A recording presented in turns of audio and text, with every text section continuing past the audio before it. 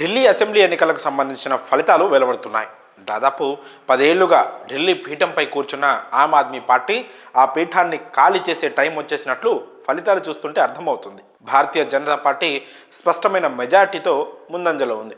Exit poll సర్వేలు చెప్పినట్లుగానే ఆప్ అధికారానికి దూరం కానుంది. దాదాపు 27 ఏళ్ల సుదీర్ఘ కాలం తర్వాత బీజేపీ ఢిల్లీ సీఎం కుర్చీని దక్కించుకోనుంది. ఆప్కు మరో భారీ ఎదురుదెబ్బ ఏంటంటే ఆ పార్టీ నాయకులు అరవింద్ కేజ్రీవాల్, అతిషి కూడా వెనుకంజలో ఉండడం. వారిద్దరు కూడా ఓడిపోయే సూచనలు కనిపిస్తున్నాయి. మరి ఢిల్లీ అసెంబ్లీ ఎన్నికల్లో ఆప్ ఓటమికి ప్రధాన కారణమైన ఓ 5 అంశాలేంటో ఇప్పుడు మనం తెలుసుకుందాం. మొదటిది కేజ్రీవాల్పై అవినీతి మరక. ఒక నిజాయితీ గల అధికారిగా పేరు సంపాదించి ఆ తర్వాత రాజకీయాల్లోకి ఒక సంచలనంగా దూసుకొచ్చిన అరవింద్ కేజ్రీవాల్ యావత్ దేశాన్ని తన వైపు చూసేలా చేశారు. 2013 డిసెంబర్లో తొలిసారి ఢిల్లీ ముఖ్యమంత్రి పదవిని చేపట్టిన కేజ్రీవాల్ ఆ తర్వాత కొన్ని రోజులకే రాజీనామా చేశారు. మళ్ళీ వరుసగా 2 సార్లు అసెంబ్లీ ఎన్నికల్లో విజయం సాధించారు. తన ఆమ్ ఆద్మీ పార్టీని ఇతర రాష్ట్రాలకు కూడా విస్తరించారు. దేశ రాజకీయాల్లో కీలక వ్యక్తిగా మారుతున్న తరుణంలో ఢిల్లీ లిక్కర్ స్కామ్ ఆయనపై అవినీతి మరకను వేసింది. ఈ కేసులో ఈడీ కేజ్రీవాల్ను అరెస్ట్ చేసిన విషయం తెలిసిందే. గోవా అసెంబ్లీ ఎన్నికల సందర్భంగా 45 కోట్ల రూపాయల చేతులు మారినట్లు ఈడీ అభియోగాలు మోపింది. ఆయన నిజంగానే స్కామ్ చేశారా లేదా అన్నది కోర్టు తెలుస్తుంది. కానీ ఆలోపే తెల్ల చొక్కా లాంటి అరవింద్ కేజ్రీవాల్ రాజకీయ జీవితంపై లిక్కర్ స్కామ్ ఒక తుడుచుకోలేని మచ్చను వేసింది. ఆ కేసు తర్వాత ఢిల్లీ ప్రజల్లో కేజ్రీవాల్పై ఉన్న నమ్మకం కాస్త సన్నగిల్లిందని చెప్పొచ్చు. అంతకంటే ముందు ఎన్నో గొప్ప ఆశయాలతో రాజకీయ పార్టీ స్థాపించిన కేజ్రీవాల్ రాను రాను ఒక ఫక్తు రాజకీయ నాయకుడు అయిపోతున్నాడనే విమర్శలు వస్తున్న తరుణంలోనే ఈ ఢిల్లీ లిక్కర్ స్కామ్లో అరెస్టు కావడంతో ప్రజల్లో ఆయనపై ఉండే ఆలోచన ధోరణి మారింది. ప్రస్తుత ఢిల్లీ అసెంబ్లీ ఎన్నికల్లో ఆ ఓటమికి ఇదే ప్రధాన కారణంగా మనం చెప్పుకోవచ్చు. ఇక రెండో అంశానికి వస్తే కాంగ్రెస్తో విభేదాలు ఆప్ను దారుణంగా దెబ్బతీశాయని చెప్పవచ్చు. 2024 పార్లమెంట్ ఎన్నికల్లో కలిసి పోటీ చేసిన ఆప్, కాంగ్రెస్ అసెంబ్లీ ఎన్నికల్లో మాత్రం విడివిడిగా పోటీ చేశాయి. ఇందుకు ప్రధాన కారణం కేజ్రీవాల్ అనే చెప్పుకోవాలి. ఎందుకంటే ఒంటరిగానైనా సరే అసెంబ్లీ ఎన్నికల్లో ఖచ్చితంగా గెలుస్తామనే ధీమాతో కాంగ్రెస్తో పొత్తు వద్దనుకున్నారు కేజ్రీవాల్. ఈ నిర్ణయమే ఆప్ను దారుణంగా దెబ్బతీసింది. ప్రస్తుతం వెలువడుతున్న ఫలితాల్లో ఆప్ ఓట్ షేర్ను కాంగ్రెస్ పార్టీ దారుణంగా చీల్చింది. ఆ ఓటు షేరు చీలకుండా ఉండుంటే ఆప్ మరోసారి అధికారంలోకి వచ్చి ఉండేది. ఆప్, కాంగ్రెస్ కొట్టుకొని బీజేపీకి మేలు చేశాయని ఇక్కడ మనం చెప్పుకోవచ్చు. ఇక మూడోది వచ్చేసి బీజేపీ గ్రౌండ్ వర్క్, వాళ్ళు ఇచ్చిన హామీలు. ఒకవైపు ఆప్పై అవినీతి ఆరోపణలు, కేజ్రీవాల్ అరెస్ట్, కాంగ్రెస్తో పొత్తు లేకపోవడాన్ని బీజేపీ అద్భుతంగా క్యాష్ చేసుకుందని చెప్పవచ్చు. పోయిన పరువును కాపాడుకునే పనిలో ఆపుంటే బీజేపీ మాత్రం గ్రౌండ్ లెవెల్లో మంచి వర్క్ చేసిందని సర్వే ఏజెన్సీలు కూడా చెప్తున్నాయి. ప్రతి ఓటర్ను ఇంటి వద్దకు వెళ్ళి కలుస్తూ అద్భుతమైన పోల్ మేనేజ్మెంట్ చేసింది బీజేపీ. అలాగే ఎన్నికల సమయంలో సంకల్ప్ పత్ర పేరుతో బీజేపీ ఇచ్చిన హామీలు కూడా ఢిల్లీ ప్రజలను విశేషంగా ఆకట్టుకున్నాయి. మొత్తం 3 విడతల్లో బీజేపీ తమ మేనిఫెస్టోను విడుదల చేసిన సంగతి తెలిసిందే. అందులో ఉచితాలు కూడా భారీగానే ప్రకటించింది. ఇక 4వ అంశం వచ్చేసి గాడి తప్పిన పాలన. గత 10 ఏళ్ల కాలంగా ఆ పాలన గురించి మాట్లాడుకుంటే అధికారంలోకి వచ్చిన తొలినాళ్లలో ఆప్ పనితీరు అద్భుతంగా ఉంది. కానీ రాను రాను మిగతా పార్టీల్లాగానే ఆప్ కూడా మారిపోయిందనే విమర్శలు మొదలయ్యాయి. ప్రజలు ఏం ఆశించి కేజ్రీవాల్కు అధికారం కట్టబెట్టారో ఆ అంచనాలను అందుకోవడంలో ఆయన విఫలమయ్యారనే వాదన కూడా కొనసాగింది. కేజ్రీవాల్తో పాటు ఆ పార్టీ నేతలు సిసోడియా లాంటి వారిపై కూడా పలు అవినీతి ఆరోపణలు రావడంతో కూడా ఆ ప్రతిష్టను దెబ్బతీసింది. ఇక చివరి అంశం ప్రజల్లో వ్యతిరేకత. ఢిల్లీని ఆప్ దాదాపు 10 ఏళ్ల పాటు పాలించింది. ఈ 10 ఏళ్ల కాలంలో మిగతా రాజకీయ పార్టీల కంటే కూడా ఆ ప్రభుత్వం మంచి పరిపాలన అందించని చెప్పొచ్చు మనం. కానీ ప్రజల్లో ఆమ్ ఆద్మీ పార్టీపై అలాగే అరవింద్ కేజ్రీవాల్పై ఉన్న అంచనాలు బాగా పెరిగిపోయాయి.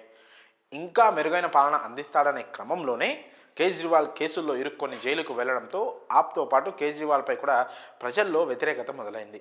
అది బీజేపీకి మంచిగా ప్లస్ అయింది. మొత్తంగా ఢిల్లీ ముఖ్యమంత్రి పీఠం ఆప్ చేజారడానికి కేజ్రీవాల్ స్వయంకృత అపరాధమే ఎక్కువ అనే నిజాన్ని మనం ఒప్పుకొని తీరాలి. మరి ఢిల్లీ అసెంబ్లీ ఎన్నికలు 2025లో ఆప్ ఓటమి దిశగా వెళ్ళడానికి కారణాలేంటో మీ అభిప్రాయాలను కామెంట్స్ రూపంలో తెలియజేయండి. హిందువుల గురించి తరచుగా ఏదో ఒక వ్యాఖ్యతో వార్తల్లో నిలిచే ఆర్ఎస్ఎస్ చీఫ్ మోహన్ భగవత్ మరోసారి సంచలన కామెంట్స్ చేశారు. హిందువుల్లో ఉన్న రెండు కీలక విశ్వాసాల వల్లే వారు ప్రపంచానికి మేలు చేయలేకపోతున్నారనే అర్థం వచ్చేలా భగవత్ వ్యాఖ్యానించారు. ఈ రెండింటిని వదిలేసి హిందువులు కలిసిపోతే ప్రపంచానికి మేలు జరుగుతుందంటూ ఆర్ఎస్ఎస్ చీఫ్ పేర్కొన్నారు. కేరళలోని పతనంతిట్టాలో జరిగిన హిందూ ఏక్తా సమ్మేళనంలో మోహన్ భగవత్ పాల్గొన్నారు. ఈ సందర్భంగా చేసిన ఉపన్యాసంలో ఆయన హిందువుల్లో ఐక్యత గురించి మరోసారి స్పందించారు. కులం, మతం, భాషలు వదిలిపెట్టి హిందువులంతా ఏకమైతే ప్రయోజనం ఉంటుందన్నారు. ఏ సమాజమైనా కలిసి ఉంటే బలపడుతుంది తప్ప విడిపోతే కూలిపోతుందన్నారు. ఇంతకు మించి చెప్పడానికి మరో మార్గం లేదన్నారు. చరిత్రే దీనికి సాక్ష్యమని పేర్కొన్నారు. ఇప్పటికే గత నెలలో మోహన్ భగవత్ చేసిన స్వాతంత్రం వ్యాఖ్యలపై రచ జరుగుతూనే ఉంది.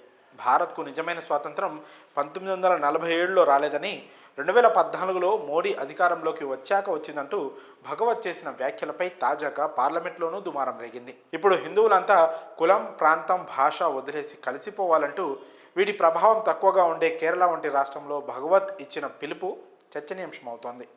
దీనిపై విపక్షాలు ఏ విధంగా స్పందిస్తాయనేది ఇప్పుడు ఆసక్తికరంగా మారింది. మరి మోహన్ భగవత్ చేసిన ఈ వ్యాఖ్యలపై మీ అభిప్రాయం కామెంట్స్ రూపంలో తెలియజేయండి. హెల్మెట్ లేకుండా బైక్ నడిపినా, ఫోన్ మాట్లాడుతూ నడిపినా, సిగ్నల్ జంప్ చేసిన ట్రాఫిక్ పోలీసులు ఫోటోలు తీసి చలాన్లు విధిస్తుంటారు. బైకులు నడిపే మనలో చాలామందికి కూడా ఎప్పుడో ఒకప్పుడు చలానా పడే ఉంటుంది. మహా అయితే ఒకటో రెండో పడి ఉంటాయి. కానీ ఓ వ్యక్తికి ఏకంగా 311 సార్లు చలాన్లు పడ్డాయి. ఆయా జరిమానాల మొత్తం విలువ ఎంతో తెలుసా? ఏకంగా 1,61,500 రూపాయలు. ఆ వ్యక్తి నడిపే స్కూటీపై 311 ట్రాఫిక్ చలాన్ కేసులు ఉన్నాయి. అయినా కూడా పోలీసులు అతన్ని పెద్దగా పట్టించుకోలేదు. కానీ చివరికి ఓ వ్యక్తి అతని చలాన్ల వివరాలు సోషల్ మీడియాలో పెట్టడంతో ఎట్టకేలకు పోలీసులు అతని స్కూటీని సీజ్ చేశారు. ఆ తర్వాత అతను ఏం చేశాడన్నదే ఇక్కడ భారీ ట్విస్ట్. మరి ఆ ట్విస్ట్ ఏంటో తెలుసుకోవాలంటే ఈ వీడియోను చివరి వరకు పూర్తిగా చూడండి. బెంగళూరులోని కలాసిపాళ్య ప్రాంతానికి చెందిన పెరియర్ స్వామి అనే వ్యక్తి ఓ ట్రావెల్ ఏజెన్సీ నడిపిస్తున్నాడు. అతను తరచూ బెంగళూరులోని సిటీ మార్కెట్ ఏరియాలో తన స్కూటీపై రోజువారీ పనుల నిమిత్తం తిరుగుతుంటాడు. కొన్నిసార్లు హెల్మెట్ లేకుండా, కొన్నిసార్లు ఫోన్లో మాట్లాడుతూ, ఇంకొన్నిసార్లు సిగ్నల్ జంప్ చేస్తూ స్కూటీ నడిపేవాడు. దీంతో ట్రాఫిక్ పోలీసులు ఫోటోలు తీసి చలాన్లు వేసేవారు. కానీ అతను మాత్రం అవేం పట్టనట్లు చలాన్లు కట్టకుండా హెల్మెట్ పెట్టుకోకుండానే తిరిగేవాడు. ఇతని వ్యవహారాన్ని ఓ ఏడాది కాలంగా గమనిస్తున్న అదే ప్రాంతానికి చెందిన ఓ వ్యక్తి ఇతని స్కూటీ చలాన్లు, అతను ట్రాఫిక్ నిబంధనలు ఉల్లంఘించిన ఫోటోలన్నింటినీ సోషల్ మీడియాలో పోస్ట్ చేశాడు. ఇన్ని చలాన్లు ఉన్నా పోలీసులు ఎందుకు ఇతనిపై చర్యలు తీసుకోవడం లేదంటూ అతను సోషల్ మీడియా సాక్షిగా ప్రశ్నించాడు. దీంతో అలర్ట్ అయిన పోలీసులు వెంటనే అతని స్కూటీని సీజ్ చేశారు. ఇన్ని చలాన్లు ఉండడం ఒక ఎత్తు అయితే, పెరియర్ స్వామి తన స్కూటీపై ఉన్న 1,61,500 రూపాయల జరిమానా చెల్లించి స్కూటీని విడిపించి తీసుకెళ్లడం ఈ కేసులో హైలైట్. 50,000 కూడా విలువ చేయని స్కూటీకి ఏకంగా 1,61,000 రూపాయలు చెల్లించి అతను స్కూటీని ఎందుకు విడిపించుకున్నాడా అనేది ఇక్కడ పోలీసులకు కూడా అర్థం కాని విషయం. దీంతో వాళ్ళు కూడా అవాక్కయ్యారు. దీని వెనుక ఏదైనా మతలబ్ ఉందా అని కూడా పోలీసులు అనుమానిస్తున్నారు. మరి ఈ విచిత్రమైన కేసుపై మీ అభిప్రాయాలను కామెంట్స్ రూపంలో తెలియజేయండి.